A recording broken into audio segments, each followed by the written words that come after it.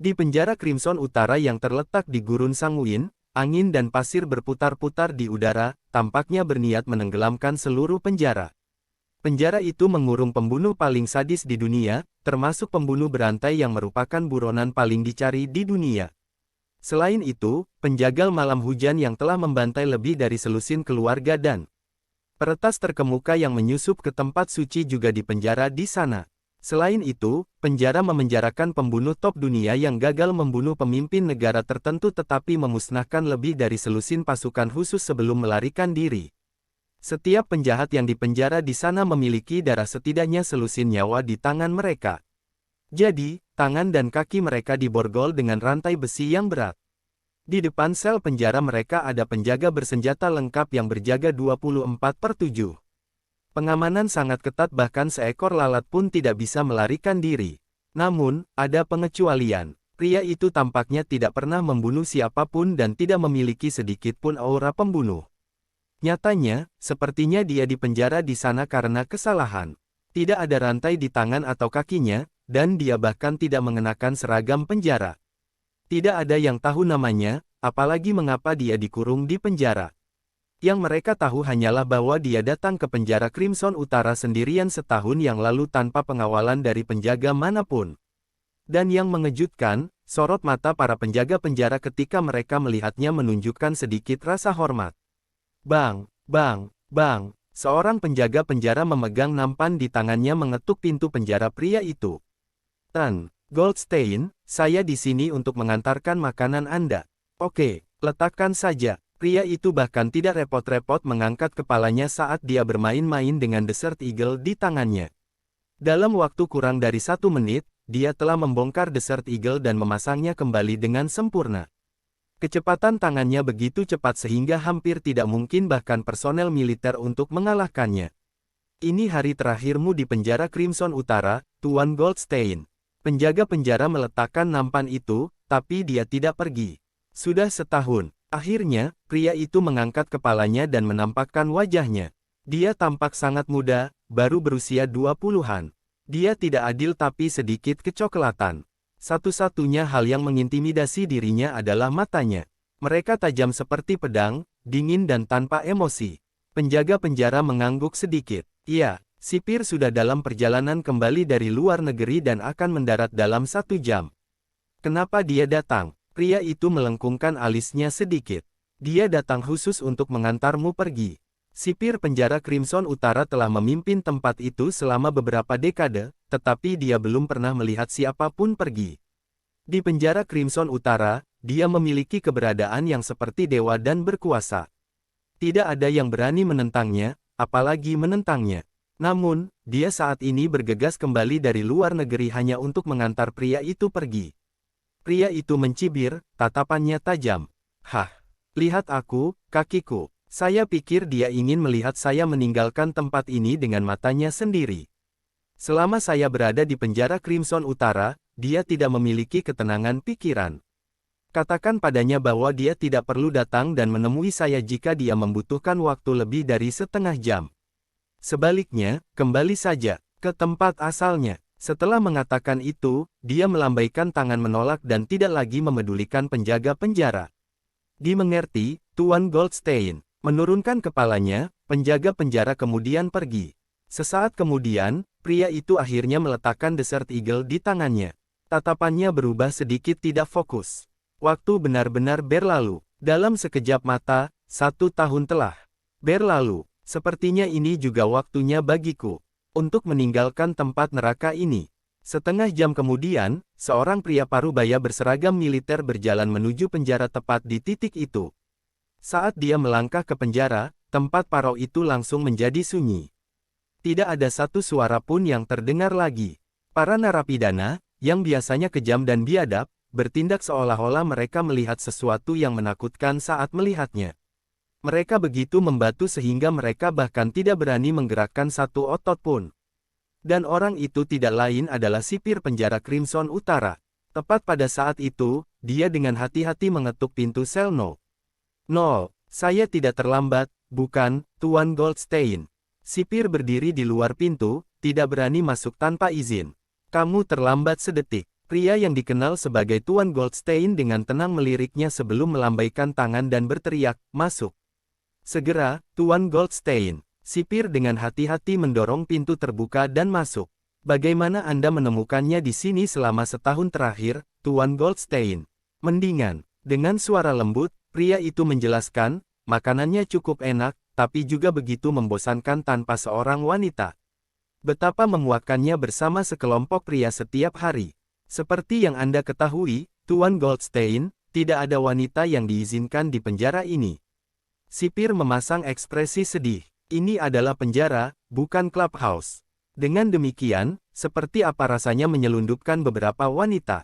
"Oke, hentikan tindakan menyedihkan itu." Pria itu melemparkan tatapan tidak sabar padanya. "Apakah sudah waktunya?" "Iya." Mengangguk, sipir menyatakan, "Anda harus pergi, Tuan Goldstein. Ayo pergi, kalau begitu." Tidak lama setelah pria itu mengangkat tangan, sipir segera melangkah maju dan membantunya bangkit dari tanah. "Tan Goldstein, apakah kamu sudah menemukan barang yang kamu cari selama setahun terakhir?" "Tidak." Pria itu menggelengkan kepalanya, tatapannya sedikit dingin. "Setahun yang lalu, dia sengaja datang ke tempat ini, penjara paling berbahaya di dunia, untuk mencari sesuatu. Setahun telah berlalu, tetapi dia masih belum menemukannya." Begitu dia melangkah keluar dari selnya, semua narapidana di seluruh penjara berlutut dan menundukkan kepala. Tidak satu pun dari mereka gagal melakukannya. Seolah-olah mereka adalah pelayan yang melihat sekilas tuan mereka, gemetar ketakutan. "Anda akan pergi, Tuan Goldstein?" Salah satu narapidana mau tidak mau bertanya. "Mengapa? Apakah Anda enggan melihat saya pergi?" Pria itu mengernyitkan alis. Para napi langsung berseru, "Tentu saja. Bagaimana kami bisa tahan melihat Anda pergi ketika Anda begitu baik kepada kami semua, Tuan Goldstein? Lalu, bagaimana kalau aku tinggal?" Menguji air, pria itu menarik kakinya ke belakang. Seketika, rasa dingin mengalir di punggung para narapidana, dan mereka berkeringat dingin. "Tidak, Tuan Goldstein." Mendengus, pria itu membalas, "Baiklah, hentikan aksinya. Anda tidak tahan melihat saya pergi. Saya pikir Anda malah ingin melihat saya pergi." Hari pertama dia datang ke penjara Crimson Utara, dia menghancurkan 3 tulang rusuk seorang narapidana. Dan pada hari kedua, dia mematahkan kaki seorang narapidana. Dalam waktu kurang dari setengah bulan, tidak ada satupun narapidana di seluruh penjara Crimson Utara yang terhindar dari serangannya. Beberapa menit kemudian, pria itu akhirnya keluar dari penjara Crimson Utara. Sinar matahari di luar sedikit menyilaukan. Sementara itu, sebuah helikopter sudah lama menunggu di luar penjara. Begitu dia terlihat, legiun tentara berseragam berlutut. Pengawal naga Fang, penjaga naga elang, penjaga naga anima, dan penjaga naga ilahi siap melayanimu, Asura. Kalian semua boleh bangun. Pria itu mengangkat tangannya sedikit. "Sudah setahun. Maaf telah membuat kalian semua menunggu." "Sama sekali tidak." Banyak tentara tetap berlutut, tidak mau berdiri. "Kami bersedia menghabiskan seluruh hidup kami menunggu kepulanganmu, Asura."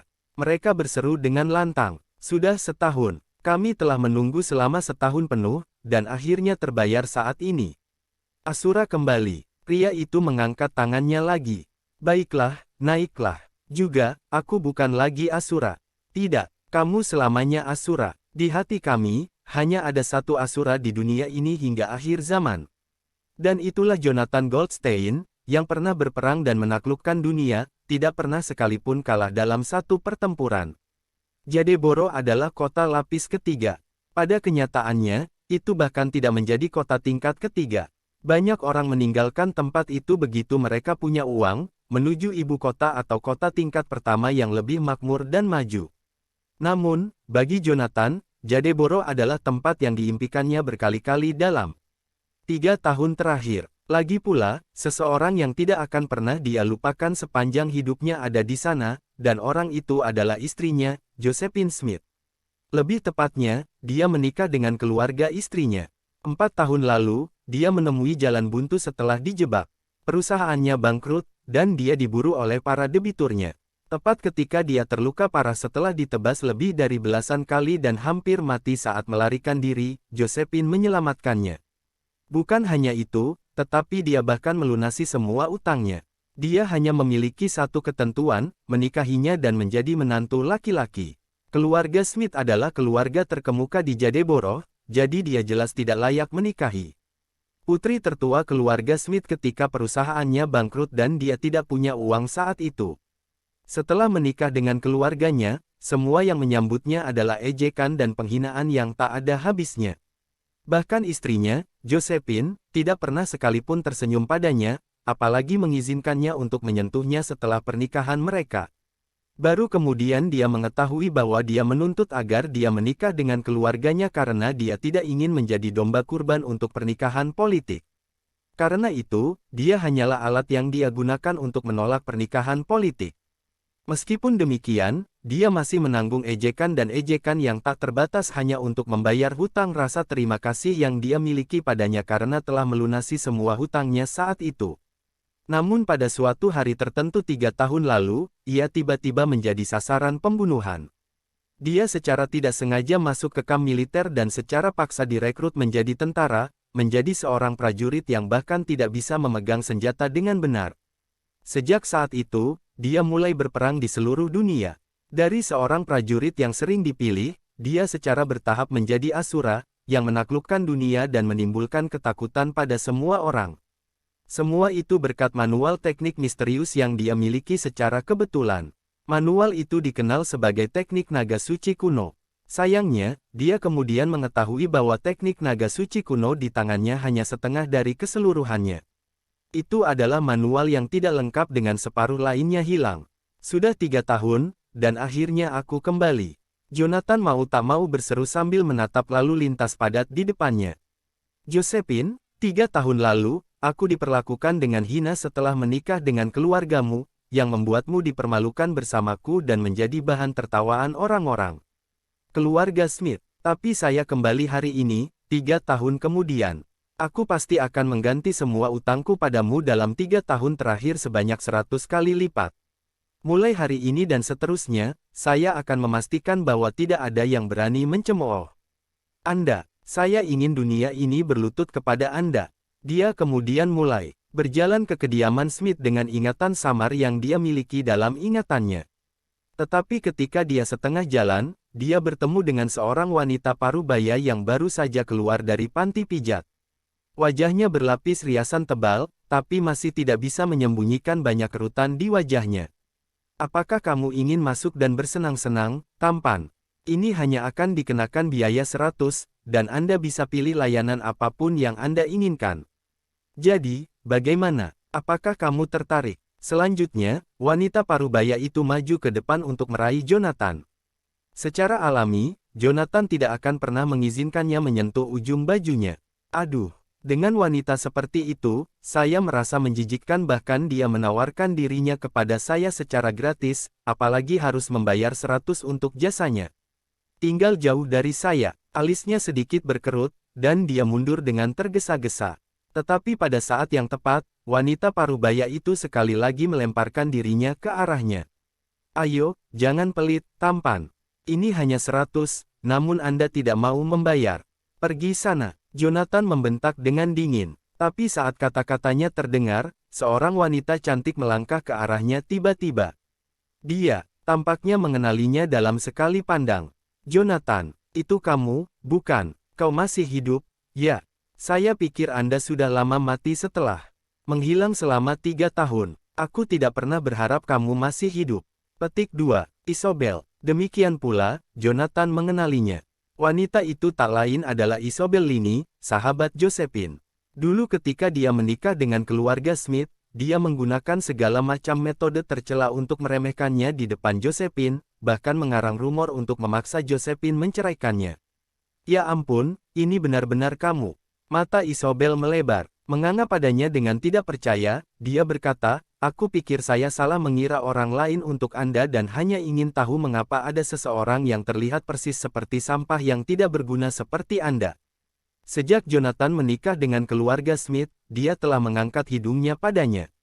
Betapa konyolnya, Josephine adalah ahli waris keluarga Smith, dengan bertonton pemuda dan ahli waris muda yang menjanjikan mengejarnya. Namun, dia hanya harus memilih pecundang ini, yang tidak memiliki 1 sen pun untuk namanya dan bahkan sampai bola matanya berhutang.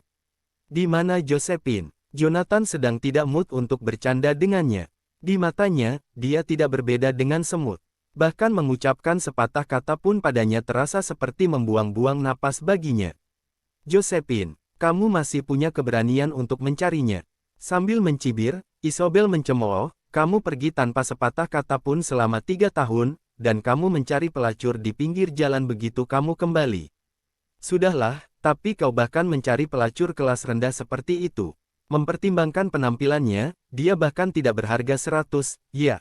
Kau benar-benar menjijikkan, Jonathan Goldstein. Saya menyarankan Anda untuk tersesat daripada mencari Josephine. Jelas sekali dia menduga bahwa Jonathan begitu frustrasi secara seksual sehingga dia meminta jasa seorang pelacur di pinggir jalan. Sudahlah jika dia ingin melakukannya dengan pelacur, tapi ini terlalu berlebihan. Hanya dengan sekali memandangnya membuatku sangat mual hingga aku merasa terlempar. Apa yang salah dengan penampilanku? Wanita parubaya itu langsung memerah setelah mendengar hinaannya. Izinkan saya memberi tahu Anda bahwa saya bisa mendapatkan lusinan pelanggan setiap hari. Ada banyak pria yang ingin meniduriku. Saya ahli dalam semua jenis permainan ranjang, jadi sangat menyenangkan bisa melakukan tango horizontal dengan saya. Bocah ingusan sepertimu tidak tahu apa-apa. Saya baru saja lewat. Saya bukan kliennya. Jonathan pasti mengerutkan kening ketika kata-kata Isobel semakin jahat. Dia tidak peduli sedikit pun bahwa Isobel salah paham dengannya, tetapi dia tidak ingin Josephine salah paham tentang dirinya. Isobel sama sekali tidak percaya padanya. Kamu bahkan tidak berani mengakui bahwa kamu sedang meminta jasa pelacur. Jonathan, kenapa kamu masih pengecut padahal sudah 3 tahun sejak terakhir kali aku melihatmu? Josephine pasti benar-benar buta saat itu untuk menyukaimu. Aku pasti akan memberitahunya tentang ini. Aku akan memastikan dia menceraikanmu. Setelah mengatakan itu, dia berputar dengan sepatu hak tingginya yang seksi dan pergi. Namun, Jonathan menangkapnya dan bertanya dengan dingin, di mana Josephine? Bawa aku padanya. Kamu ingin melihatnya. Apakah Anda pikir Anda layak? Mencibir, Isobel melanjutkan, kamu ingin tahu di mana dia? Ya. Oke, saya akan memberitahu Anda jawabannya. Dia berkencan dengan Tuan Langford di Phoenix International Hotel. Apakah Anda tahu siapa itu? Dia adalah Alvin Langford, satu-satunya putra ketua grup Langford. Dia memiliki beberapa ratus juta aset. Dia telah mengejar Josephine selama 3 tahun, dan dia berencana untuk menceraikanmu dan menikah dengannya. Apa yang baru saja Anda katakan? Dia ingin menikah dengan orang lain. Setelah Jonathan mendengar itu, ekspresinya tiba-tiba berubah menjadi dingin. Kami tidak bertemu satu sama lain selama 3 tahun, namun dia sebenarnya berharap untuk menikah dengan orang lain di hari aku kembali. Isobel mencibir, tentu saja. Bukankah lebih dari baik hati dia telah menunggumu selama 3 tahun penuh? Atau apakah Anda berharap dia hidup seperti janda selama sisa hidupnya? Bawa aku padanya. Jonathan tidak punya waktu untuk berdebat dengannya, karena dia hanya ingin melihat Josephine secepat mungkin. Mendengus, Isobel berkomentar, mengapa kamu ingin melihatnya? Untuk terus menempel padanya dan mengganggunya tanpa henti. Lagi pula, apa hakmu untuk pergi dan menemuinya? Sungguh, dia memandang rendah orang mati seperti dia dari lubuk hatinya. Dia telah menikah dengan keluarga Smith selama 3 tahun, tetapi dia tidak pernah melakukan sesuatu yang baik untuk itu. Keluarga, dia hanya duduk-duduk dan bersenang-senang sepanjang hari seperti orang yang tidak berhasil. Jika bukan karena keluarga Smith memberinya makan selama 3 tahun terakhir, dia pasti sudah lama mati kelaparan. Aku benar-benar tidak mengerti mengapa Josephine harus menikah dengan sampah tak berguna seperti dia padahal dia memiliki ketampanan dan sosok yang sempurna. Jonathan lalu menyatakan dengan enteng, jangan khawatir, karena aku tidak akan mengganggunya. Jika dia benar-benar ingin menikah dengan Tuan Langford itu, saya tidak akan menghentikannya sedikit pun. Lagi pula, bagaimana dia akan menikah dengan orang lain tanpa melalui prosedur perceraian denganku? Benar-benar, Isobel masih merasa sedikit skeptis. Dengan suara lembut, Jonathan menegaskan, mengapa saya harus berbohong kepada Anda? Saya secara alami akan membiarkan dia pergi jika dia bertemu seseorang yang lebih baik. Dengan mendengus dingin, Isobel memperingatkan, setidaknya kau punya banyak kesadaran diri. Izinkan saya memperingatkan Anda bahwa Tuan Langford akan memukuli Anda jika Anda berani pergi dan membuat masalah, Jonathan. Dia memiliki pengawal bersamanya kemanapun dia pergi. Anda sebaiknya berperilaku jika Anda tidak ingin mati. Karena itu, Isobel memanggil taksi. Masuk, perintahnya tanpa meliriknya sekalipun. Phoenix International Hotel, tolong. Ketika dia memberitahu supir taksi tujuannya setelah masuk ke taksi, taksi itu melaju. Melirik ke arah Jonathan, yang duduk di depan atas kemauannya sendiri, Isobel mendengus dingin. Kemudian, dia mengeluarkan ponselnya dan mengirimi Josephine pesan yang berbunyi, "Josephine, aku bertemu Jonathan dalam perjalanan." Saat pesan itu keluar, Josephine, yang sedang duduk di meja makan di hotel, tiba-tiba gemetar. Bahkan tangannya yang memegang ponselnya sedikit bergetar.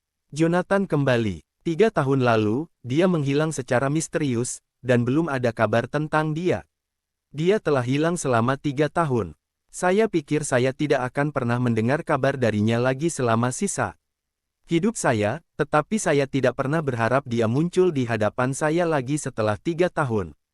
Sebagai balasan, dia mengirim SMS, "Di mana dia?" Dalam waktu singkat, Isobel menjawab, "Dia akan datang ke Phoenix International Hotel bersama saya." Saat Josephine melihat isi pesan tersebut, ekspresinya langsung berubah. "Dia datang ke sini. Ada apa, Josephine?" Alvin Langford, yang duduk di sampingnya, buru-buru menyatakan keprihatinannya saat melihat ekspresinya tampak aneh. "Tidak apa." Josephine tampak tenang dan tenang di permukaan, namun badai emosi muncul tanpa henti di dalam dirinya. "Jangan khawatir. Selama kamu menikah denganku, keluarga Langford secara alami akan membantu menyelesaikan krisis yang dihadapi oleh keluarga Smith." Alvin secara keliru berasumsi bahwa dia mencemaskan kesulitan keluarga Smith. "Jika kamu menikah denganku, kamu akan menjadi bagian dari keluarga Langford. Saat itu, siapa yang masih berani mengganggumu di Jadeborough? Siapa yang masih berani memilih keluarga Smith?" Dia memiliki keyakinan mutlak sebelum dia. Meskipun dia pernah menikah sekali, dia tidak sedikit pun terganggu. Lagi pula, dia telah mendengar bahwa meskipun dia telah menikah dengan seorang yang tidak berguna bernama Jonathan Goldstein sejak lama, pria itu tidak pernah menyentuhnya dalam 3 tahun terakhir. Oleh karena itu, dia masih perawan saat ini. "Tan Langford, aku." Josephine baru saja akan mengatakan sesuatu, tetapi Alvin memotongnya, "Baiklah. Jangan bicarakan itu lagi. Ini hari ulang tahunmu hari ini, jadi bergembiralah." Sambil mengatakan itu, Alvin mengangkat tangannya dan menjentikkan jarinya. Seketika, seorang bawahannya melangkah maju dengan kotak hadiah yang tampak sangat mewah digendong di kedua tangannya. "Tolong tenang, semuanya." Alvin bangkit dan melambaikan tangannya. Segera, ruang pribadi yang awalnya riuh menjadi sangat sunyi sehingga orang bisa mendengar pin drop. "Hari ini adalah hari ulang tahun Josephine, jadi saya secara khusus membelikannya serafik star dari luar negeri. Ini satu-satunya dari jenisnya di seluruh dunia dan harganya 18 juta. Setelah Alvin selesai mengatakan itu, dia mengulurkan tangan dan membuka kotak kado. Di dalam kotak hadiah ada kalung platinum dengan berlian yang sangat indah. Itu berkilauan cerah dan gemilang. 18 juta. Semua orang langsung kaget ketika sosok itu keluar dari mulut Alvin. "Ya Tuhan, berlian itu berharga 18 juta. Namun, dia memberikannya padanya tanpa sedikit pun keraguan." Dalam sekejap, semua orang yang hadir memandang Josephine dengan rasa iri tertulis di wajah mereka. Sayangnya, mereka hanya bisa menahan kebencian mereka karena mereka tidak bisa berbuat apa-apa. "Yah, dia secantik gambar, jadi apa bedanya jika dia sudah menikah?" Selain itu, mantan suaminya meninggal 3 tahun lalu. Seseorang di samping tidak bisa menahan desakan ketika Josephine tidak bergerak untuk mengambil hadiah itu. "Mengapa kamu melamun, Josephine? Cepat dan terima hadiah dari Tuan Langford." "Hah?" Josephine tiba-tiba tersentak kembali ke akal sehatnya. Bahkan dia terkejut dengan hadiah mewah Alvin sebesar 18 juta langsung dari kelelawar. "Tan Langford, teh ini terlalu mahal. Aku tidak bisa menerima ini." Josephine menolak, menggelengkan kepalanya. Meskipun demikian, Alvin tidak memberinya kesempatan untuk menolak hadiah itu. "Josephine, kamu tidak bisa menolak ini, karena ini adalah hadiah lamaranku untukmu." Anda satu-satunya yang layak mendapatkan bintang serafik ini. Bagi saya, itu semurni Anda. Josephine tercengang, jelas tidak bisa membungkus kepalanya di sekitarnya. Usul, dia hanya menyebutkan bahwa dia ingin merayakan ulang tahunku ketika dia mengajakku kencan hari ini. Dia tidak mengatakan apa-apa tentang melamar pernikahan. Tuan Langford, masih bingung dengan proklamasinya, dia agak bingung. Mengapa? Apakah Anda berpikir untuk menolak lamaran saya? Ekspresi Alvin menjadi gelap ketika dia tidak menerima hadiah setelah sekian lama. Josephine, jangan bilang kau masih merindukan pecundang itu, Jonathan. Saya satu-satunya putra ketua grup Langford. Aku tidak bisa kalah dengan menantu laki-laki yang tidak berguna di hatinya, bukan? Tentu saja tidak. Josephine buru-buru membantah. Kalau begitu, ada apa? Ekspresi Alvin semakin gelap. Josephine, aku sudah menunggumu selama 3 tahun penuh. Mengapa kamu masih ragu-ragu, Josephine? Cepat dan terima hadiahnya. Jika Anda terus menunggu, Pak Langford akan marah. Anda harus tahu betul konsekuensinya jika dia kesal. Ketika Josephine masih tidak bergerak untuk menerima hadiah itu, teman baiknya di samping dengan cepat mendesak, jangan bilang kamu masih mendambakan pria itu. Hak apa yang dia miliki untuk dibandingkan dengan Tuan Langford? Dia bukan apa-apa dibandingkan. Dia tidak punya uang, namun dia juga tidak punya ambisi. Dia bahkan tidak memiliki pekerjaan yang layak, dan dia hanya mengandalkan keluarga Smith untuk mencari nafkah. Jika bukan karena keluargamu, dia pasti sudah lama mati kelaparan. Lebih jauh lagi, dia telah pergi selama 3 tahun, jadi dia mungkin sudah mati sejak lama. Mengapa kamu masih merindukan orang mati? Josephine tidak terburu-buru, tetapi teman-temannya di sekitarnya panik, masing-masing lebih buruk dari sebelumnya. Dia baru saja akan mengatakan bahwa Jonathan masih hidup, tetapi Alvin memotongnya sebelum dia dapat berbicara. Josephine, ini terakhir kali aku menanyakan ini padamu. Apakah kamu setuju untuk menikah denganku? Saya tidak setuju. Sebelum Josephine bisa menjawab, pintu kamar pribadi ditendang terbuka tanpa peringatan.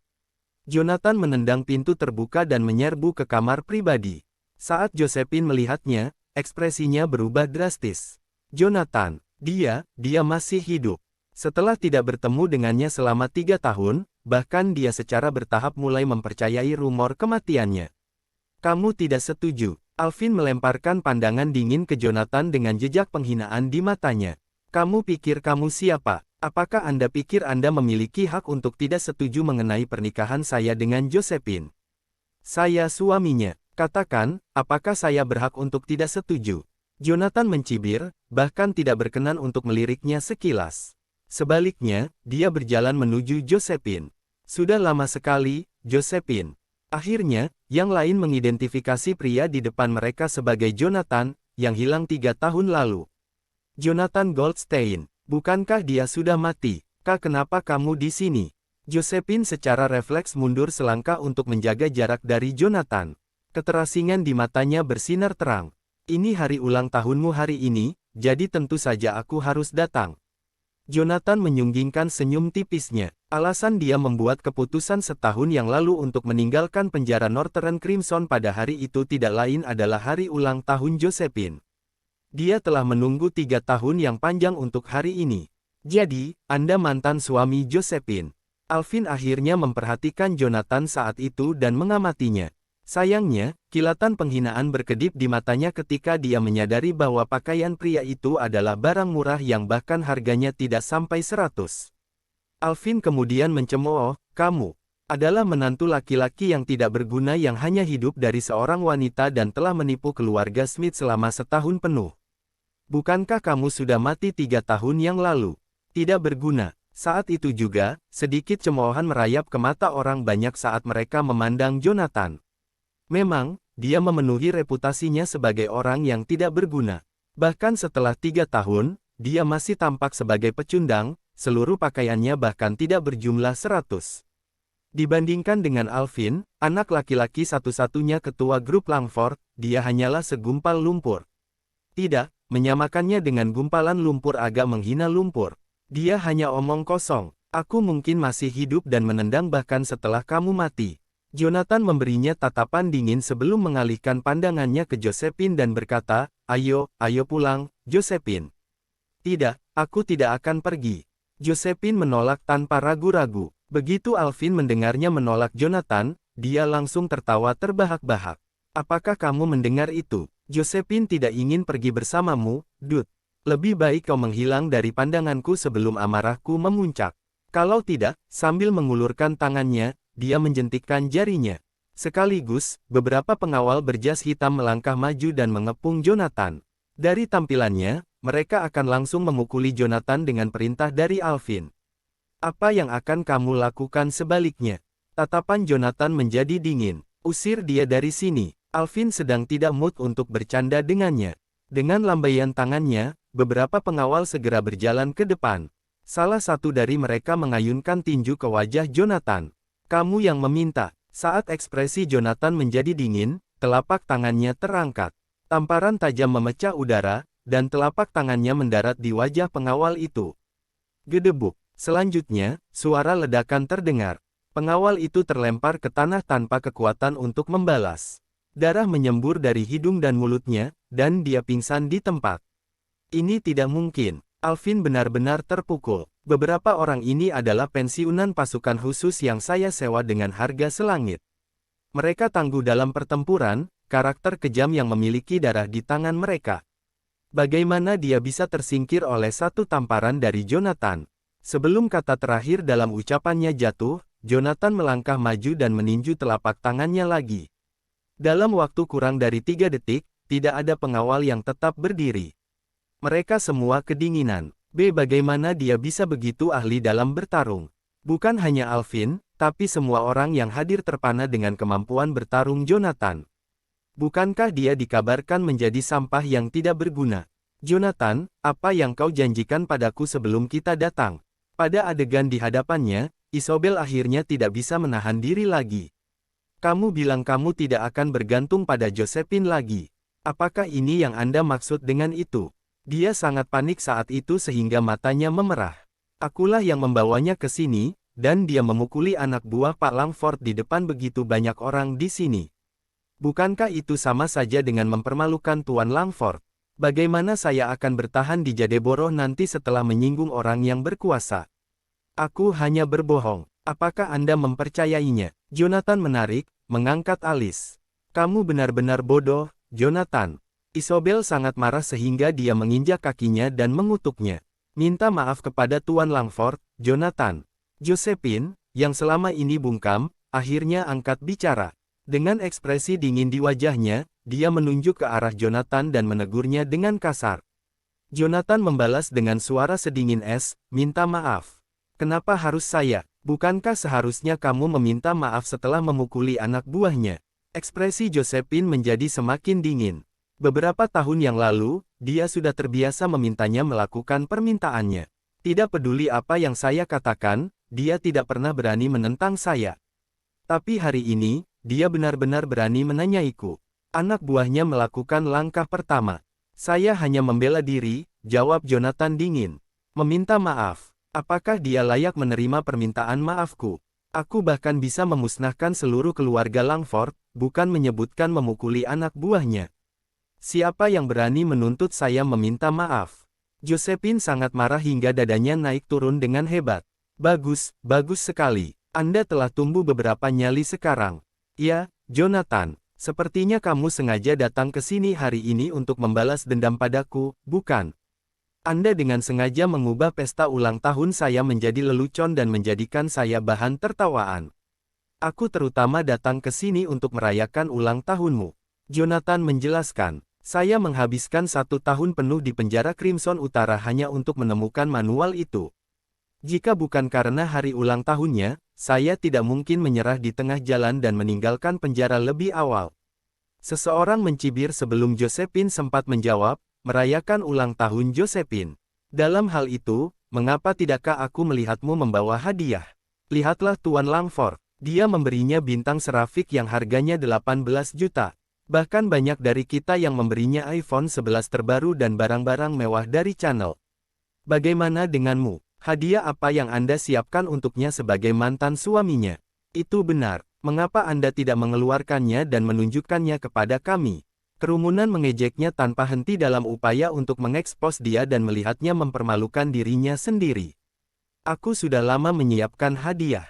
Sambil mengatakan itu, Jonathan mengeluarkan kantong plastik dari sakunya. Di dalamnya ada sebuah kalung yang terlihat sangat murah. Di kalung itu ada liontin hijau hutan. Sekilas, orang bisa tahu bahwa itu adalah tiruan dari warung pinggir jalan yang harganya hanya sedikit lebih dari 10. Jonathan, ini hadiah yang kamu siapkan untuk Josephine. Saat dia mengeluarkan hadiah itu, orang banyak tertawa terbahak-bahak. Mereka menatapnya seolah-olah dia bodoh. Dari kios pinggir jalan mana kamu membeli ini? Apakah Anda menghabiskan 30 atau 50 untuk itu?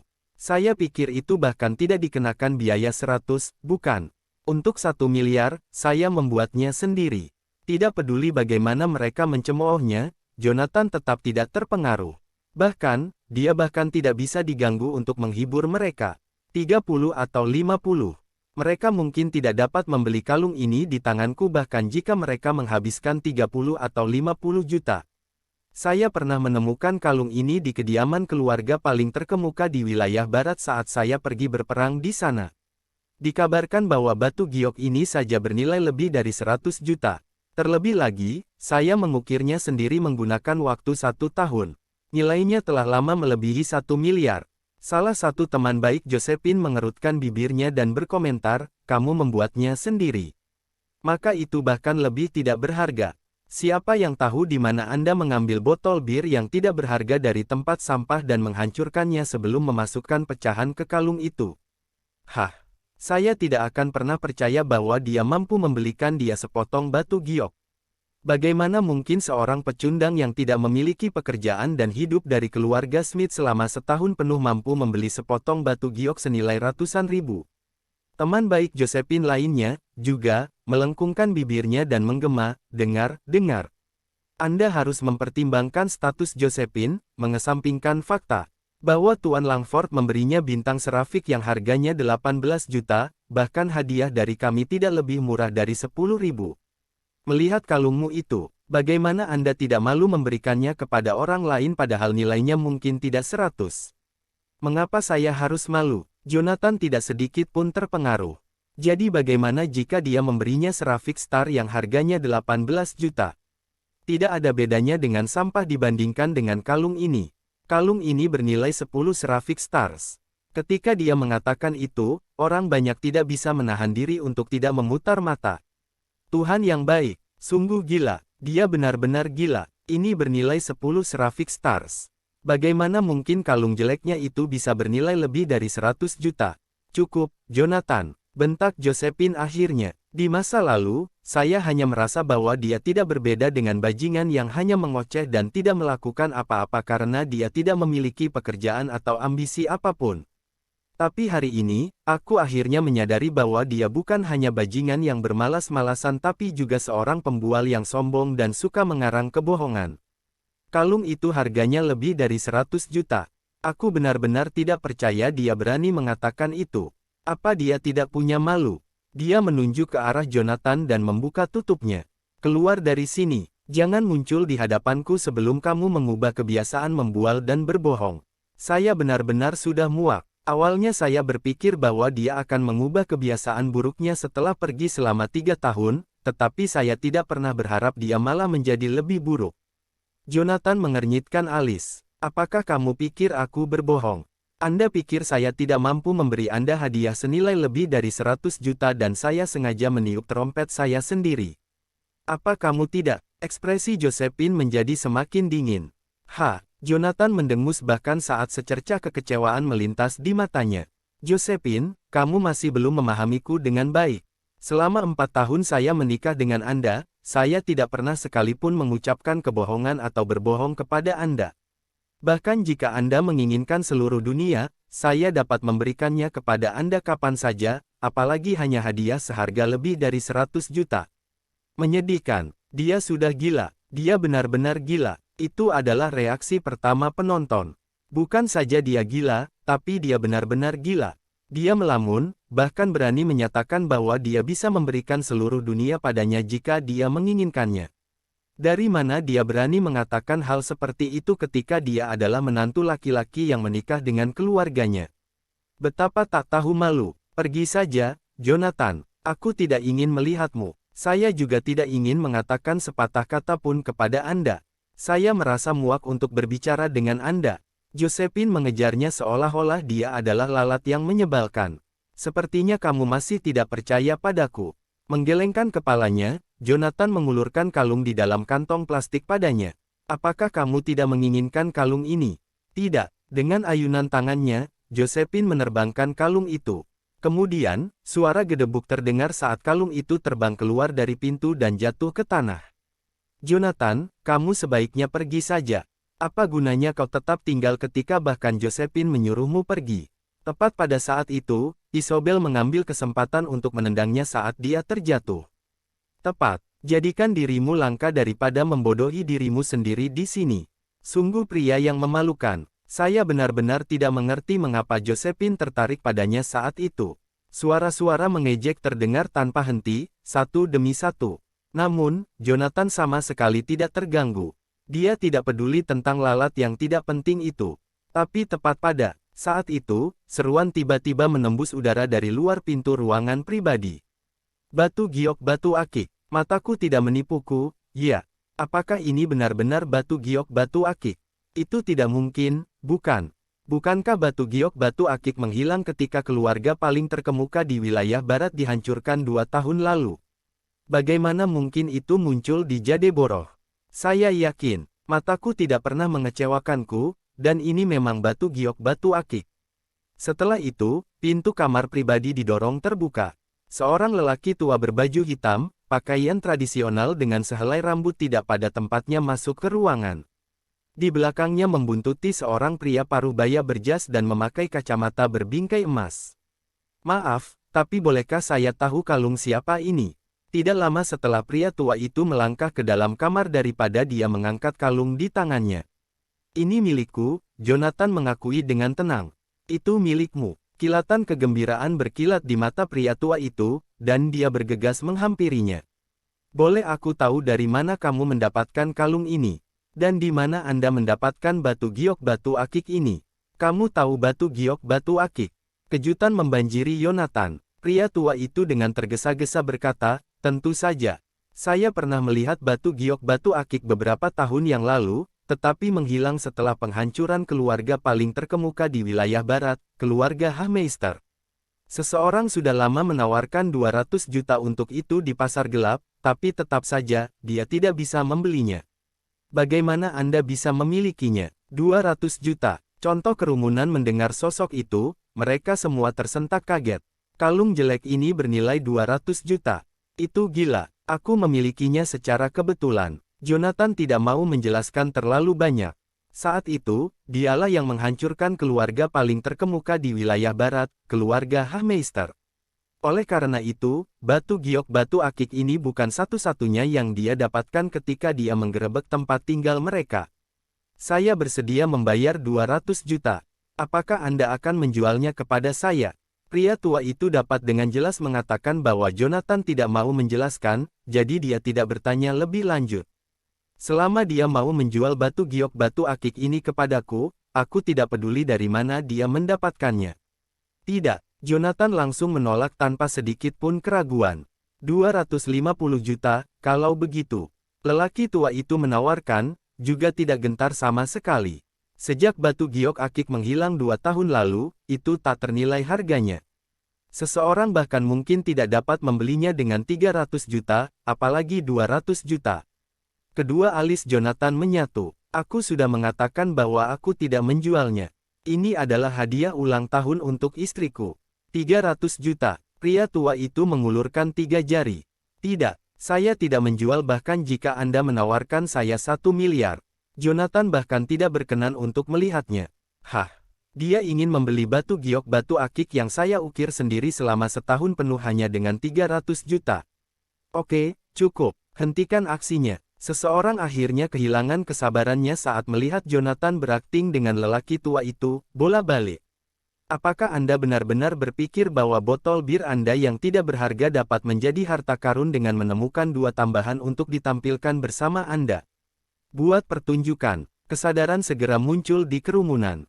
Itu benar. Bagaimana mungkin orang tak berguna seperti Jonathan bisa menemukan sesuatu yang bernilai beberapa ratus juta? Josephine, saya pikir Anda harus segera menceraikannya, mengingat sikapnya. Dia selalu melebih-lebihkan dan berbohong, tidak pernah berbicara kebenaran. Dia mempekerjakan seseorang untuk berakting dengannya hanya karena dia tidak mampu memberi Anda hadiah mahal. Bukankah itu hanya memalukan? Mendengar kecaman terus-menerus dari orang banyak, Josephine memerah karena malu. Apakah kamu sudah muak, Jonathan? Keluar dari sini dengan batu tak berhargamu. Dia mengomel sambil menunjuk ke arah Jonathan, mulutnya berbusa. Bagus. Karena kamu tidak menginginkannya, aku hanya akan. Tiba-tiba, terdengar suara retakan. Dalam sekejap mata, batu giok akik yang semula ada di tangan Jonathan pecah menjadi beberapa bagian dan jatuh ke tanah.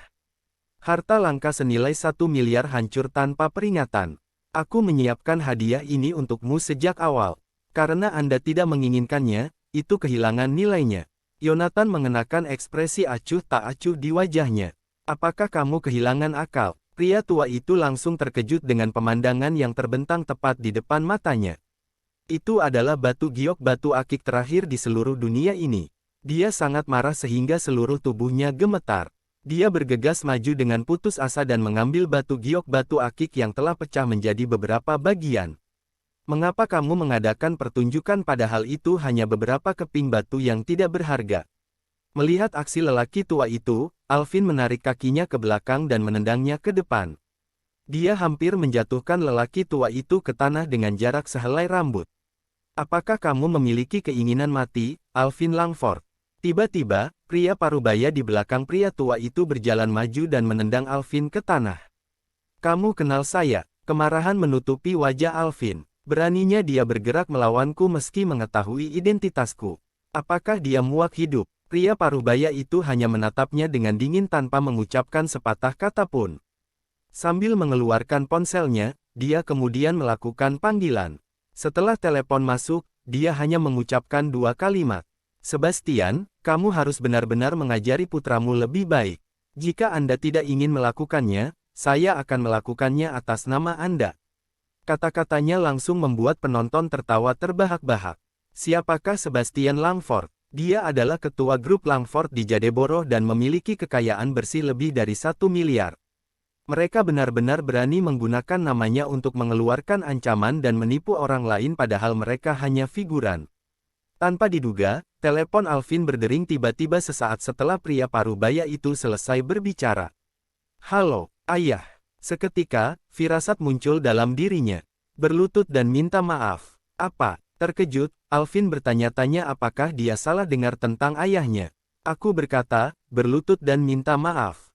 Kenapa harus saya? Alvin mendesis dengan gigi terkatup. Mengapa? Karena dia Felix Quantrill dari Jazona. Saya jauh di bawahnya dalam hal status dan koneksi. Jika Anda tidak ingin mati, lakukan apa yang saya katakan dan berlututlah. Kalau tidak, bahkan aku tidak bisa menyelamatkanmu. Setelah mendengar teguran itu, Alvin benar-benar terpana. Bahkan tangannya yang memegang ponsel sedikit bergetar, dan keringat dingin mengalir di dahinya. Gedebuk, dia jatuh berlutut tanpa sepatah kata pun, menundukkan kepalanya ke tanah. Dia tampak sangat rendah hati sehingga dia tampak seperti debu. Aku minta maaf, Tuan Quantrill. Menatapnya tajam, Felix menggeram, kamu tidak perlu meminta maaf padaku. Sebaliknya, Anda harus meminta maaf kepada Tuan Muda. Maaf, Tuan Yang, tolong maafkan aku. Di kota ini, hanya ada satu orang yang memiliki hak untuk memanggil seseorang dengan status Felix seperti itu. Dan itu adalah Soren Yang, salah satu orang terkaya di Canaya yang pulang ke kampung halamannya dari Baikip 10 tahun lalu. Sebagai perbandingan, keluarga Langford bukanlah apa-apa. Soren mengabaikan Alvin. Dia hanya mengambil pecahan batu giok batu akik di tanah tanpa kata-kata sebelum pergi ke Jonathan. Aku bisa mengembalikan giok batu akik ini. Kalau begitu anggap itu hadiahku untukmu. Tetap saja, Jonathan tidak meliriknya sedikit pun. Tatapannya tetap terpaku pada Josephine dari awal sampai akhir. Terkejut, Soren melambaikan tangan dan meminta Felix mengeluarkan cek. Saya tidak bisa begitu saja mengambil batu giok batu akik secara gratis. Ini 100 juta, jadi anggap saja aku yang membelinya darimu. Setelah mengatakan itu, dia menandatangani cek dengan gaya. Kemudian, dia menyerahkan cek 100 juta itu kepada Jonathan.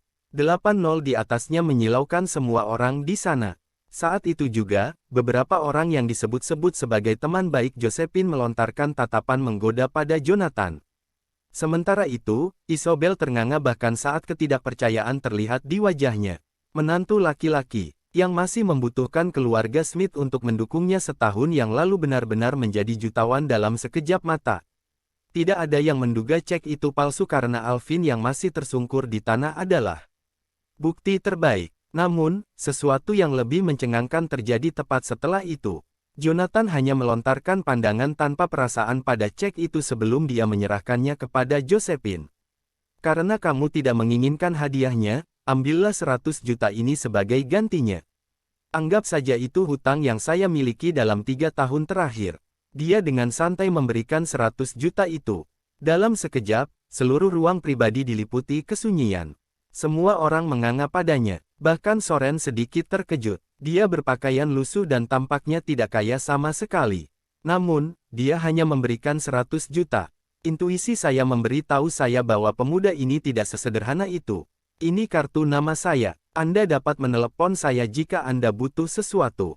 Setelah secara pribadi memberikan kartu namanya kepada Jonathan, Soren pergi dengan tergesa-gesa.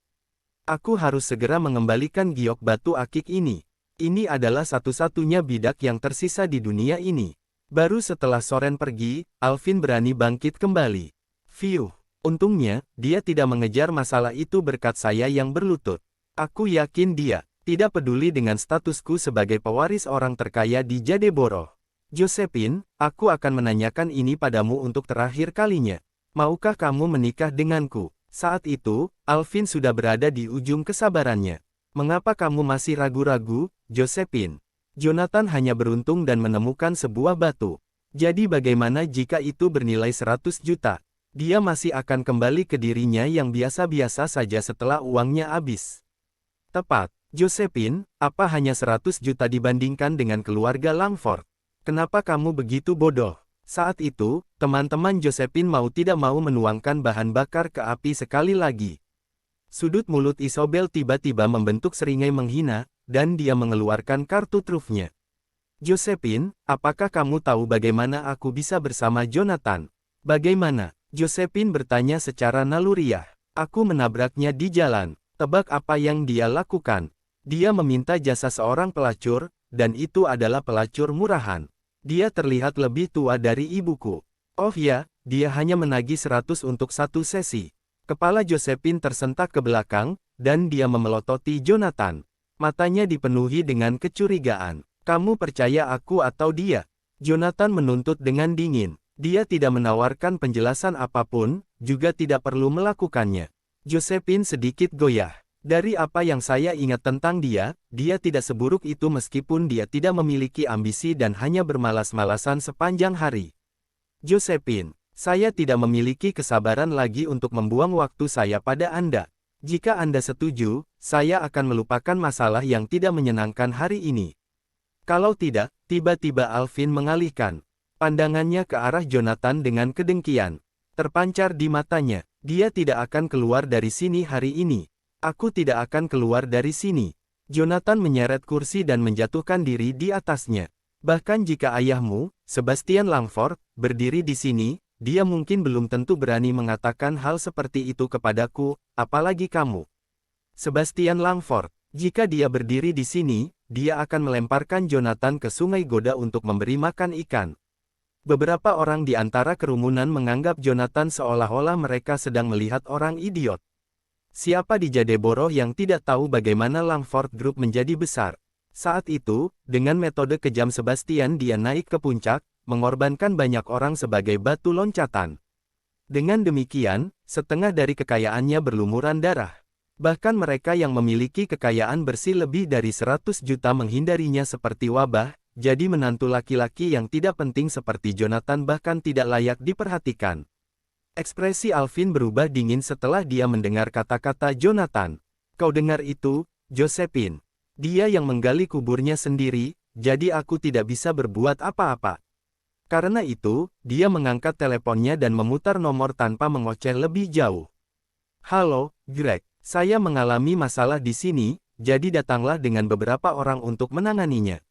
Seperti biasa, ingatlah untuk membawa beberapa senjata. Greg yang dia maksud tidak lain adalah Kapten Divisi Penegakan Wakil di Jadeborough, Greg Jausan. Greg biasanya menerima banyak keuntungan dari keluarga Langford, jadi pada dasarnya dialah yang membantu menangani berbagai hal setiap kali Alvin menimbulkan masalah di luar atau mengalami situasi yang sulit. Saya di kamar nomor 1 di Phoenix International Hotel.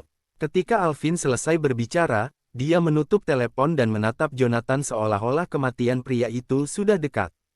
Kamu sangat ahli dalam bertarung, ya? Bagus. Saya akan melihat seberapa baik Anda nanti, apakah Anda cocok untuk senjata dan peluru. Ancaman dalam pernyataannya sangat jelas. Semua orang di sana memandang Jonathan untuk mengantisipasi menonton pertunjukan setelah mendengar ancaman itu. Tatapan mata mereka jelas mengutuk dia karena mengundang bencana. Isobel, khususnya, tidak bisa menahan cibiran setelah mendengar kata-kata Alvin. Beberapa orang benar-benar tidak tahu tempatnya. Apakah Anda pikir Anda benar-benar hebat hanya karena Anda menemukan sesuatu yang tidak berharga batu di pinggir jalan dan bertemu orang penting dari Baikip? Aduh, segumpal lumpur tetaplah segumpal lumpur, tidak pernah berarti apa-apa. Ucapannya tampaknya menggemakan sentimen semua orang di sana. Tepat, Jonathan hanyalah menantu laki-laki yang tidak berguna. Jadi bagaimana jika dia beruntung dan menemukan batu yang tidak berharga di pinggir jalan? Alvin tidak berani melakukan apapun padanya ketika tembakan besar dari Baikip itu ada di sini, tapi sekarang pukulan besar itu telah pergi, Jonathan hanyalah gumpalan lumpur. Bodoh sekali, kenapa kamu bungkam sekarang, Jonathan? Bukankah kalian semua sombong sebelumnya, bahkan tidak memiliki sedikit pun rasa hormat untuk ayahku? Alvin tidak bisa menahan diri untuk mengejek ketika dia melihat Jonathan itu sangat ketakutan dengan ancamannya sehingga dia bahkan tidak bisa mengucapkan sepatah kata pun. Benar saja, dia pengecut. Dia bahkan belum melihat senjata, namun dia sudah membatu sampai-sampai dia tidak berani mengintip. Apa yang harus dikatakan? Jonathan meliriknya dengan lembut, tidak dalam mood untuk peduli padanya. Tidakkah kamu pikir kamu mencari kematian untuk mengancamku dengan senjata? Di dunia ini, hanya ada dua tipe orang yang berani menodongkan senjata padaku. Yang satu adalah orang mati, dan yang lainnya adalah orang yang jauh dari kematian. Apakah kalian mendengar itu? Dia mengatakan bahwa saya mencari kematian. Mendengar komentarnya, Alvin bertindak seolah-olah itu adalah lelucon terbesar di dunia. Mengapa Anda peduli dengan orang bodoh, Tuan Langford? Siapa tahu, dia bahkan mungkin akan kencing di celana saat melihat pistol nanti. Tepat, dia hanya bertingkah tenang dan tenang, tapi dia mungkin orang pertama yang kencing di celana nanti. Penonton mengikuti petunjuk Alvin, semuanya mengejek Jonathan dengan kata-kata kasar. Meskipun demikian, Jonathan tidak ingin menyia-nyiakan waktunya bersama mereka. Dia hanya menjawab dengan santai, benarkah? Kemudian, saya benar-benar ingin melihat apakah orang yang Anda panggil akan berani menembakkan senjata ke arah saya. Tiba-tiba, proklamasinya membuat gelak tawa terdengar dari kerumunan. Mata mereka diwarnai dengan penghinaan, karena mereka menganggap kata-katanya hanya sebagai upaya terakhir. Sementara mereka tertawa terbahak-bahak, perasaan benci terhadap Jonathan terus menggenang di dalam diri Josephine. Meskipun dia tidak terlalu menyukainya 3 tahun lalu, dia tidak terlalu membencinya. Pada saat itu, dia setidaknya sama sekali tidak sombong seperti dia sekarang meskipun dia sedikit tidak berguna dan hanya bergantung pada keluarga Smith untuk mendukungnya. Namun sekarang, dia bahkan tidak tahu tempatnya lagi. Saya bertanya-tanya apakah dia mengalami pukulan berat di luar sana dalam 3 tahun terakhir sehingga kepribadiannya berubah begitu drastis, dan dia menjadi orang yang ekstrim. Josephine akhirnya membentak dan membentaknya, cukup, Jonathan. Kenapa kamu masih di sini? Cepat dan keluar dari sini. Anda tidak diterima di sini. Meskipun dia memarahinya, dia sebenarnya ingin menyelamatkannya untuk yang terakhir kalinya. Tidak peduli betapa aku membencinya, itu bukan dendam yang mendalam bahwa aku ingin melihatnya mati di tangan orang lain. Dan aku tahu betul orang seperti apa Alvin itu. Seseorang seperti Jonathan yang tidak memiliki kekuatan atau status akan dikalahkan jika dia jatuh ke tangannya, jika tidak mati dengan mengenaskan. Sayangnya, Jonathan sama sekali tidak menghargai kebaikannya. Dia tidak bergerak untuk pergi. Sebaliknya, dia bahkan menatapnya dan menegaskan, "Jangan khawatir, Josephine. Tidak ada seorang pun di dunia ini yang berani menembakkan senjata ke arahku atau memilihmu." Apakah kalian semua mendengarnya? Dia masih bertingkah tangguh di saat seperti ini. Kata-katanya kembali membuat orang banyak tertawa terbahak-bahak. Di mata mereka, tindakannya tidak berbeda dengan menggali kuburnya sendiri. Dia akan mati, tapi tetap saja, dia bertindak tinggi dan perkasa. Dia akan terlihat sangat bodoh dengan semua akting yang dia lakukan. Kamu benar-benar tidak bisa diselamatkan, Jonathan. Josephine kehilangan semua harapan padanya. Ah, lupakan saja, bahkan Tuhan sendiri tidak akan bisa menyelamatkan orang terkutuk ini. Karena dia bertekad untuk menghukum mati, mengapa aku harus mencampuri urusannya? Tepat ketika keputusasaan tergores di wajahnya, langkah kaki tiba-tiba terdengar di luar pintu kamar pribadi. Detik berikutnya, seorang pria parubaya berseragam polisi dengan beberapa bawahannya bergegas masuk ke ruangan Tan Langford. Begitu mereka memasuki ruangan, petugas polisi parubaya, Greg Jawson, segera menghampiri Alvin. "Jadi, orang bodoh mana yang menyinggungmu kali ini?" "Di sana, itu dia." Melengkungkan bibirnya, Alvin melatih pandangannya pada Jonathan. Seperti biasa, bawa dia pergi dengan alasan acak. Ingatlah untuk merawatnya dengan baik selama dalam tahanan. Bahkan jika dia tidak mati, aku ingin dia berakhir dalam 1 inci dari hidupnya. Apakah kamu mendengarku? Seperti biasa, kan? Oke, saya mengerti. Jelas sekali bahwa ini bukan pertama kalinya mereka melakukan hal seperti itu, karena Greg melambaikan tangan dan menunjuk ke arah Jonathan setelah menerima perintahnya dari Alvin. "Teman-teman, bawa pergi anak itu." Dia menggonggong. "Dimengerti, Kapten." Mengikuti perintah itu, beberapa petugas polisi dari divisi penegakan wakil mengeluarkan 1 set borgol dan berjalan ke arah Jonathan tanpa sepatah kata pun. Pada pemandangan itu, orang banyak tidak bisa menahan cibiran. "Bukankah kamu maha kuasa, Jonathan? Melawan? Mengapa Anda tidak berani mengambil tindakan melawan polisi?" Isobel mencemooh. "Melawan? Lihat, dia tampaknya ketakutan konyol. Bagaimana dia berani membalas? Jangan bilang dia mengencingi celananya karena ketakutan. Bukankah dia sombong sebelumnya? Kenapa dia menjadi pengecut sekarang?" Pada saat itu, mereka semua mulai menendangnya ketika dia jatuh. Mereka hanya benci melihat sikap atasannya barusan. Bukankah dia hanya menantu laki-laki yang tidak berguna? Mengapa dia bertindak seolah-olah dia adalah keju besar? Selain itu, dia bahkan mengklaim bahwa dia dapat memberikan Josephine dunia jika dia menginginkannya. Mengapa dia sekarang gemetar di sepatu botnya bahkan sebelum dia melihat senjata? "Jadi, ini kartu as di lengan bajumu, Alvin." Terlepas dari fitnah mereka, Jonathan bahkan tidak mau repot-repot melirik mereka. "Mereka hanya beberapa semut. Mereka tidak layak perhatian saya. Jika ini memang kartu trufmu, maka aku benar-benar kecewa padamu." Dia meratap, menggelengkan kepalanya. "Baiklah, dia ingin membawaku pergi hanya dengan beberapa petugas polisi dari wakil divisi penegakan. Bukankah dia terlalu meremehkanku? Lihat, dia masih memasang front yang berani." Mendengar ucapannya, yang lain langsung membalas bahkan sebelum Alvin bisa menjawab. "Cukup, hentikan aksinya, Jonathan. Apakah Anda tidak tahu di mana Anda berdiri?" Dia benar-benar kecanduan akting. "Pak Langford, bawa saja dia pergi tanpa membuang napas bersamanya. Aku muak melihatnya. Dengar-dengar, bawa dia pergi agar dia tidak mempermalukan dirinya sendiri lagi di sini." Atas desakan orang banyak, Alvin menatap Jonathan dengan merendahkan. Tidak ingin bercanda dengannya, dia melambaikan tangan dan memerintahkan, "Bawa dia pergi, Kapten Jawson. Bawa dia pergi." Atas perintah Greg, beberapa anak buahnya langsung mencengkeram lengan Jonathan. Mereka bahkan memiliki tangan di sarung senjata mereka di pinggang.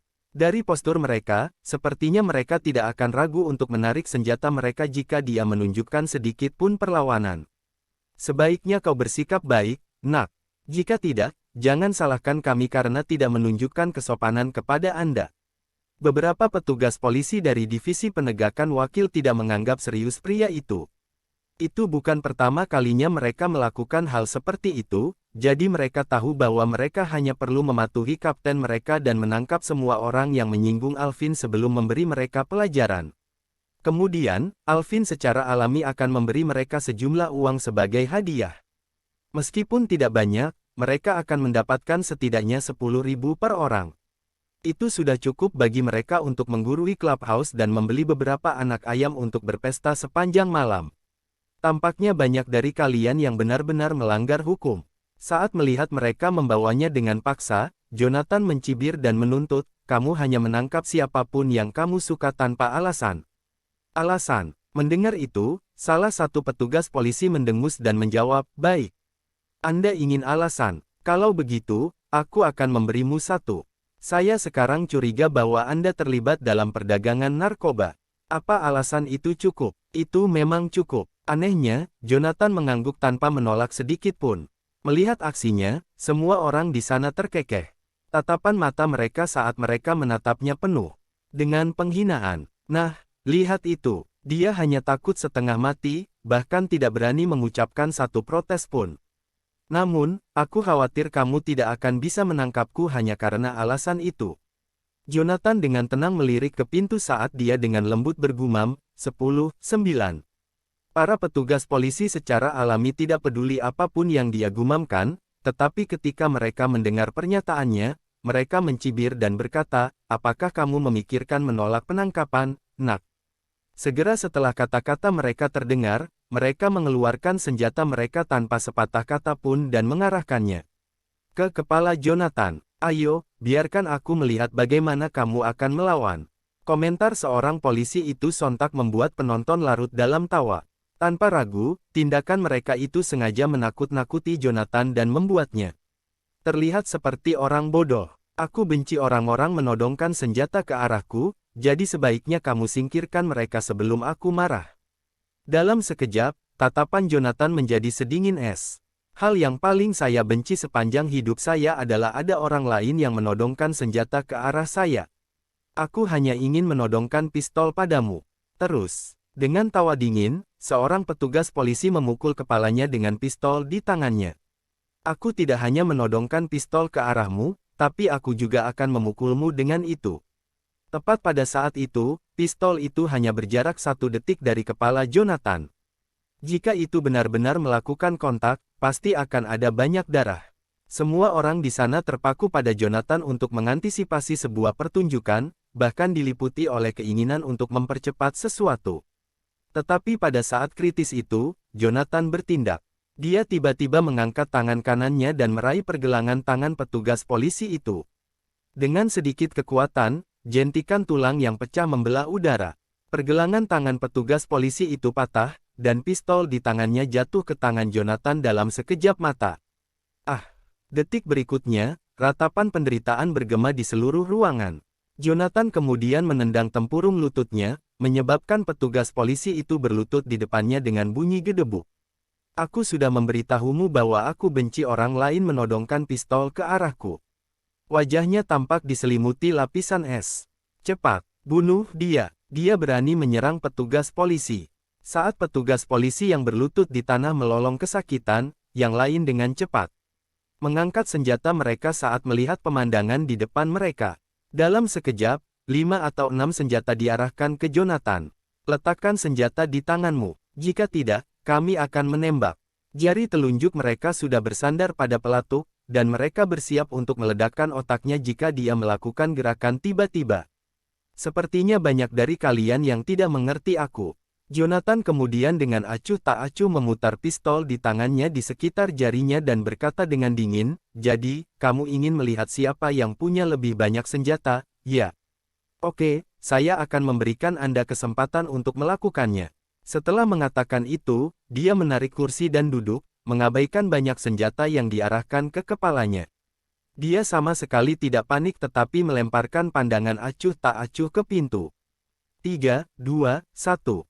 Saat angka terakhir jatuh, langkah kaki teratur dan berat terdengar di luar pintu. Seolah-olah ada ribuan pasukan yang mendekat. Selanjutnya, pintu kamar ditendang terbuka dengan keras. Suara keras mengejutkan semua orang di tempat kejadian. Tepat ketika mereka secara naluriah melihat ke arah suara itu, mereka melihat ratusan tentara bersenjata bergegas masuk melalui pintu. Para prajurit, berseragam militer, masuk dengan senapan di tangan mereka. Begitu mereka memasuki tempat kejadian, mereka mengepung semua orang dengan cepat dan teratur. Tak perlu dikatakan, semua orang bingung. Bahkan Greg Jawson, yang diundang Alvin, tidak tahu apa yang sedang terjadi. Pikiran yang sama melintas di benak mereka. Mengapa militer ada di sini? Dan mengapa mereka bertindak seolah-olah sedang berperang begitu mereka muncul? Siapa kamu? Apa yang sedang kamu lakukan? Greg membentak para prajurit. Meskipun polisi dan militer berasal dari sistem yang berbeda, mereka semua berada di bawah yurisdiksi Gubernur Jazona. Mengapa tentara mengarahkan senapan mereka ke arah kami? Apakah mereka mencoba melakukan kudeta? Sayangnya, tidak ada yang menanggapi teriakannya, karena senapan masih diarahkan padanya dengan kejam. Saat itu, seorang perwira militer Parubaya yang mengenakan seragamnya berjalan ke arahnya.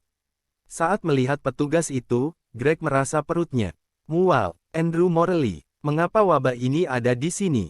Orang yang paling ditakuti Greg di Jadeboro bukanlah atasannya melainkan Andrew Morley, yang namanya menimbulkan ketakutan di masa Jadeboro. Andrew adalah pemimpin divisi penjaga naga ilahi di Jadeboro, orang yang memiliki otoritas besar. Dikenal sebagai pemarah, dia bahkan mengabaikan wali kota Jadeboro karena marah.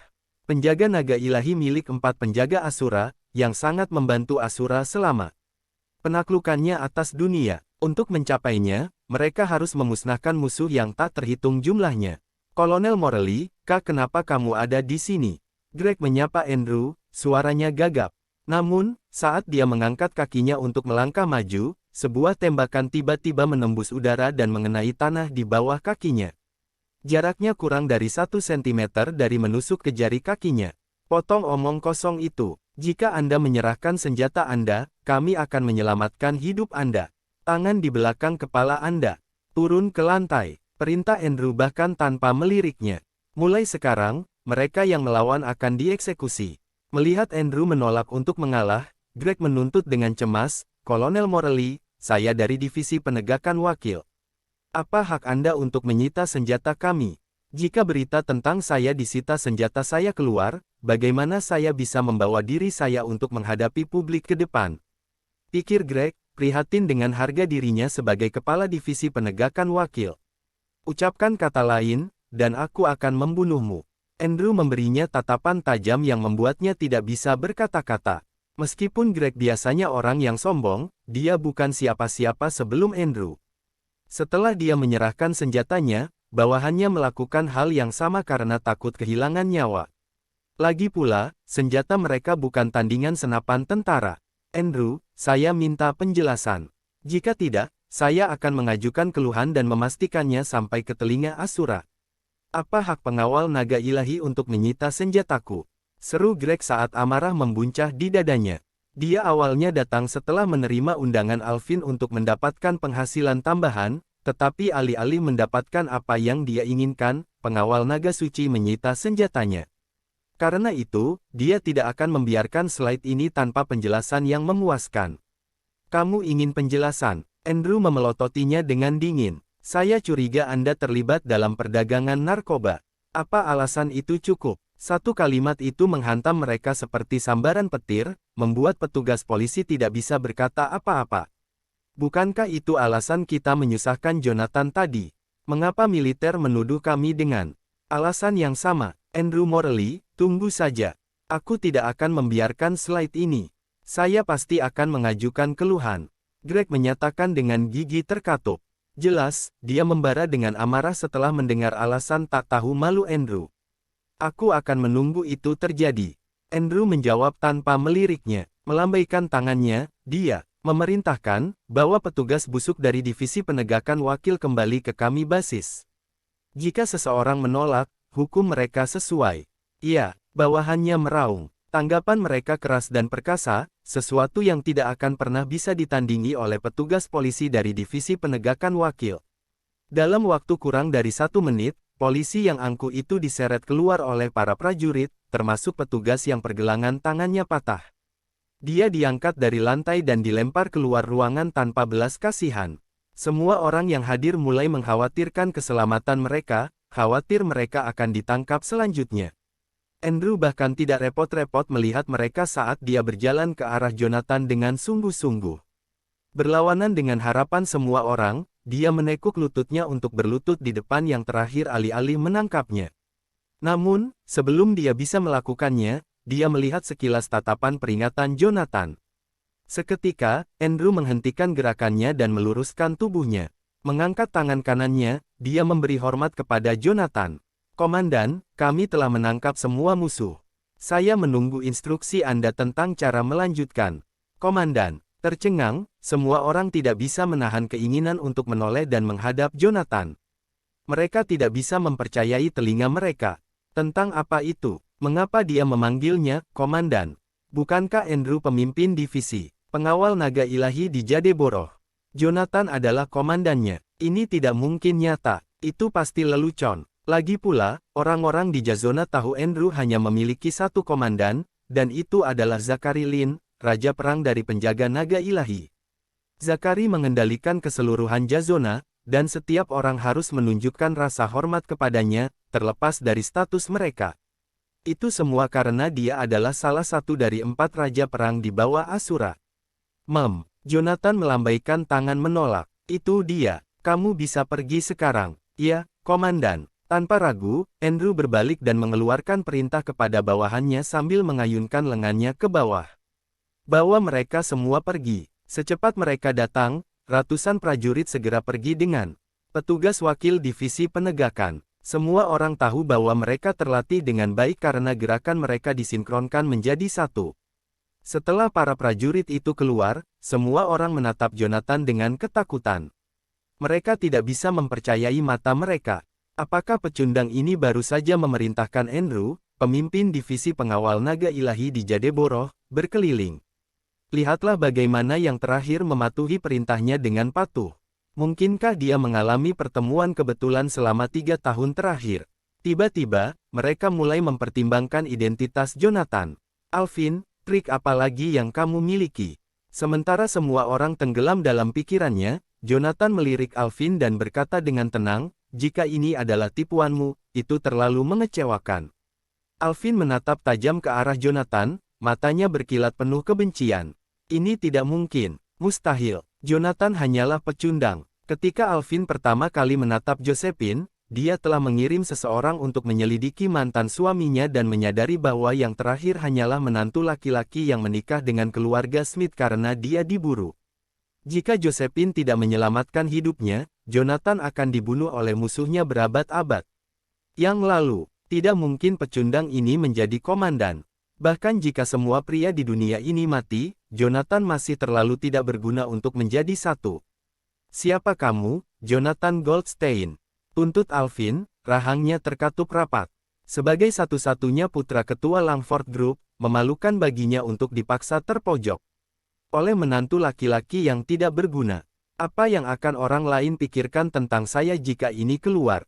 Aku, seseorang yang tidak bisa kamu anggap enteng." Jonathan mencibir. "Ingat, jika aku menemukanmu mengganggu Josephine lagi, grup Langford akan lenyap."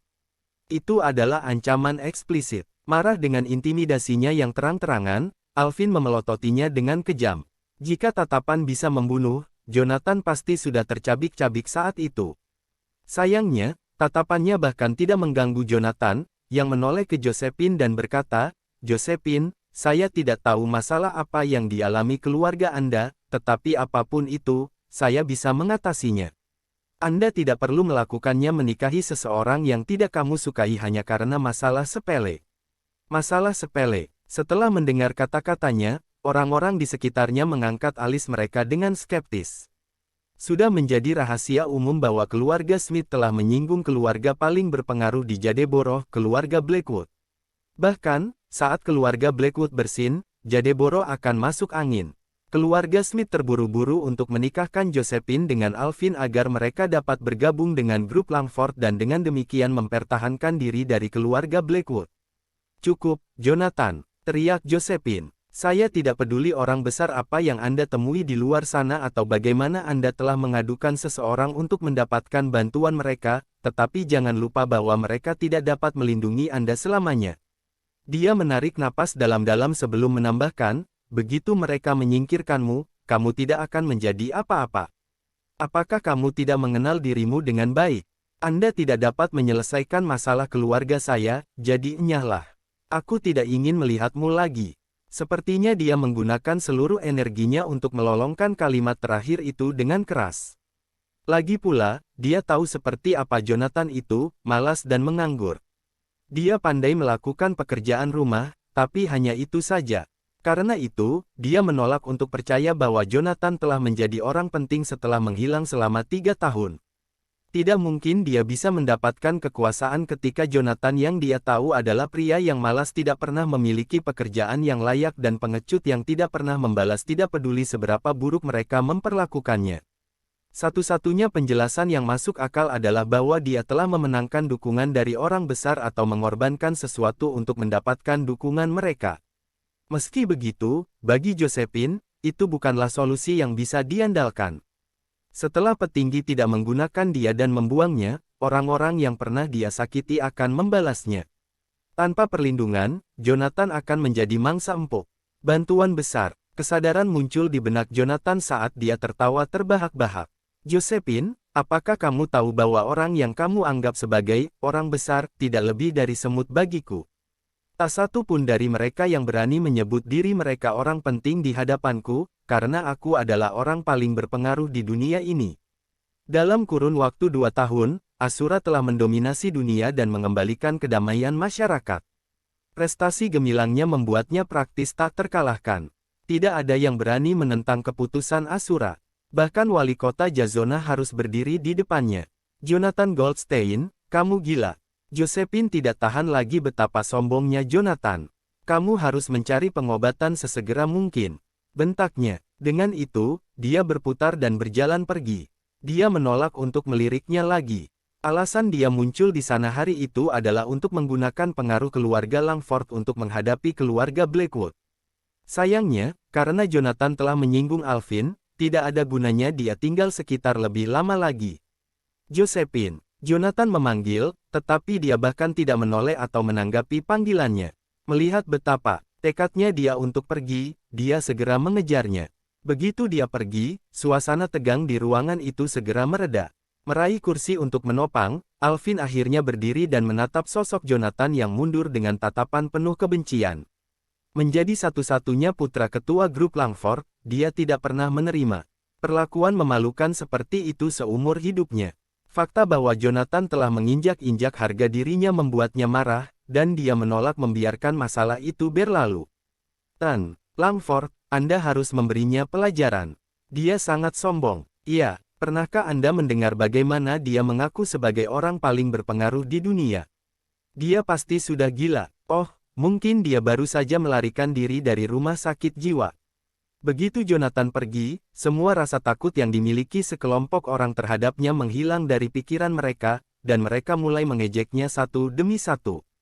Omong kosong, apakah Anda tidak mendengar apa yang dikatakan Josephine? Dia pasti beruntung bisa dikenali oleh orang besar. Kalau tidak, mengapa Andrew Morley memperlakukannya dengan sangat hormat? Mungkin dia menjual dirinya ke orang besar. Jangan lupa bahwa beberapa orang berpengaruh memiliki fetis tertentu. Seseorang mencemooh, dan yang lainnya berbagi pandangan penuh pengertian. Cukup, tidak bisakah kamu menutup F** cek saja? Tepat ketika mereka mengejek Jonathan, Alvin membantingnya telapak tangan di atas meja dengan panas. Jonathan, tidak peduli orang besar apapun yang kamu sukai, jangan lupa bahwa kita ada di Jadeborough. Ini adalah wilayah keluarga saya. Tidak peduli siapa Anda tidak cocok untuk kami. Dalam waktu kurang dari 3 hari, saya akan memastikan Anda merendahkan diri di kaki saya untuk pengampunan.